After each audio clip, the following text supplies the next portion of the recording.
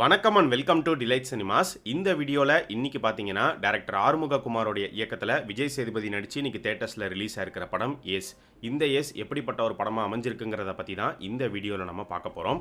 நம்ம சேனலுக்கு நீங்கள் புதுசாக இருந்தீங்கன்னா சேனலை சப்ஸ்கிரைப் பண்ணி சப்போர்ட் பண்ணுங்கள். இப்போ வாங்க வீடியோக்குள்ளே போகலாம். இந்த படத்தோடைய கதை என்ன அப்படின்னு பார்த்தீங்கன்னா, ஃபுல் ஸ்டோரியுமே மலேசியாவில் நடக்கிற மாதிரி காட்டப்படுது. ஸோ ஸ்டார்டிங்கே படத்தோடைய ஹீரோவான விஜய் சேதுபதி மலேசியா ஏர்போர்ட்டில் வந்து இறங்குறாரு. அங்கே யோகி பாபு வந்து போல்ட் கண்ணன் அப்படிங்கிற ஒரு நபரை பிக்கப் பண்ணுறதுக்காக வெயிட் பண்ணிட்டு இருக்காரு. யோகி பாபுக்கு போல்ட் கண்ணன் எப்படி இருப்பாருன்னா ஒன்றுமே தெரியாது. இவர் வந்து விஜய் சேதுபதியை பார்த்துட்டு நீங்கள் தானே போல்ட் கண்ணன் வாங்கன்னு சொல்லி கூட்டிகிட்டு போயிடுறாரு. விஜய் சேதுபதியும் ஆமாம் நான் தான் அப்படின்னு சொல்லி அவர் கூடவே போயிடுறாரு. அப்படி போகிற விஜய் சேதுபதி ஒரு ரெஸ்டாரண்ட்டில் வேலை செய்கிறாரு. ஒரு கட்டத்தில் படத்தோடைய ஹீரோயினான ருக்மிணியை வந்து அவர் எதிர்ச்சியாக சந்திக்கிறாரு. ஒரு காதல் உருவாகுது. ஸோ ருக்மிணி வந்து பார்த்தீங்கன்னா ஒரு பிரச்சனையெல்லாம் மாட்டிக்கிறாங்க. அது என்ன மாதிரியான ஒரு பிரச்சனை, அந்த பிரச்சனையிலிருந்து அவங்களை காப்பாற்றணும் அப்படின்னு சொல்லி படத்தோடைய ஹீரோ களத்தில் இறங்குறாரு. ஸோ விஜய் சேதுபதி என்னென்ன சம்பவங்கள்லாம் பண்ணாரு, கடைசியா என்ன நடந்தது அப்படிங்கறதா இந்த ஏஸ் படத்தோடைய மொத்த கதையுமே. இந்த படத்துல நடிச்சிருக்கிற ஆக்டர்ஸை பொறுத்த வரைக்கும் எல்லாருமே அவங்களுடைய கேரக்டருக்கு என்ன தேவையோ அதுக்கான பெர்ஃபார்மன்ஸை கொடுத்துருக்காங்க. ஸோ பெரிய ஆக்டிங் ஸ்கோப் உள்ள ஒரு படம் வந்து இது கிடையாது. பட் ரைட்டிங் வைஸ் பார்த்தோம் அப்படின்னா எந்த ஒரு கேரக்டருமே அந்த அளவுக்கு ஸ்ட்ராங்கா இல்லை, இன்க்ளூடிங் படத்தோடைய ஹீரோவான விஜய் சேதுபதி கேரக்டரும் சேர்த்து. இந்த படத்துல விஜய் சேதுபதி வந்து பாத்தீங்கன்னா யாரு அப்படிங்கறதே ரிவீல் பண்ணிருக்க மாட்டாங்க. அவருடைய பேக் ஸ்டோரியும் வந்து சொல்லியிருக்க மாட்டாங்க. இவர் வந்து சாதாரண ஒரு ஆள் இல்லை அப்படிங்கிற மாதிரி ஒரு சின்ன ஹிண்ட் தான் வந்து கொடுத்துருப்பாங்க. இவர் ஏதோ ஒன்று பண்ணியிருக்காரு பாஸ்ட்ல அப்படிங்கிற மாதிரி இருக்கும். ஆனால் எக்ஸாக்டா அவருடைய பாஸ்ட்ல என்னென்ன சம்பவங்கள் நடந்தது அப்படிங்கிறதெல்லாம் வந்து கடைசி வரைக்குமே வந்து ரிவீல் பண்ண மாட்டாங்க.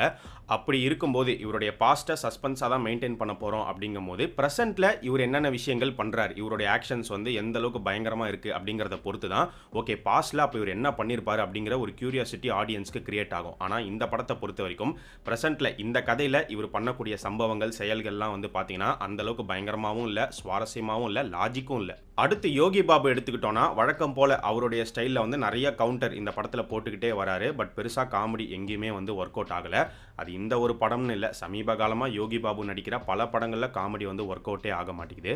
டெக்னிக்கலாக பார்த்தோம் அப்படின்னா படத்தோடைய cinematography, songs, background score, editing அப்படின்னு சொல்லி எல்லாமே வந்து ஓகே அப்படிங்கிற மாதிரி இருந்துச்சு.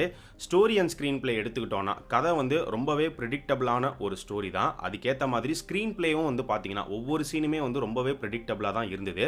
ஓகே அடுத்து இப்படி தான் நடக்க போகுது, இப்படி தான் முடிய போகுது அப்படிங்கிறத எல்லாத்தையுமே இன்ச் பை இன்ச் உங்களால் வந்து கெஸ் பண்ண முடியும். ஸோ படத்தோடைய ஆரம்பத்துலேருந்து எண்டு வரைக்கும் பெருசாக எங்கேயுமே வந்து சுவாரஸ்யம் இல்லை. And first half second half ரெண்டு ஹாஃப்லுமே வந்து பார்த்தீங்கன்னா லேகை வந்து உங்களால் கண்டிப்பாக வந்து ஃபீல் பண்ண முடியும். ஸோ மொத்தமாக இந்த ஏஸ் எப்படிப்பட்ட ஒரு படமாக அமைஞ்சிருக்குன்னு கேட்டிங்கன்னா என்னை பொறுத்த வரைக்கும் ஒரு பிலோ ஆவரேஜ் படமாக தான் இருந்துச்சு. இந்த படத்தில் அடல்ட் கண்டென்ட்லாம் எதுவும் கிடையாது. ஃபேமிலியோட இந்த படத்தை நீங்கள் பார்க்கலாம். ஸோ இன்னைக்கு இந்த படம் தியேட்டர்ஸில் ரிலீஸ் ஆயிருக்கு. பார்க்கணுமா வேணாமா அப்படிங்கிறத நீங்களே முடிவு பண்ணிக்கோங்க. ஏற்கனவே இந்த படத்தை பார்த்து முடிச்சவங்க இந்த படம் உங்களுக்கு எப்படி இருந்துச்சு, உங்களுடைய ஒப்பீனியனை மறக்காம இந்த வீடியோவுடைய கமெண்ட் செக்ஷன்ல சொல்லுங்க.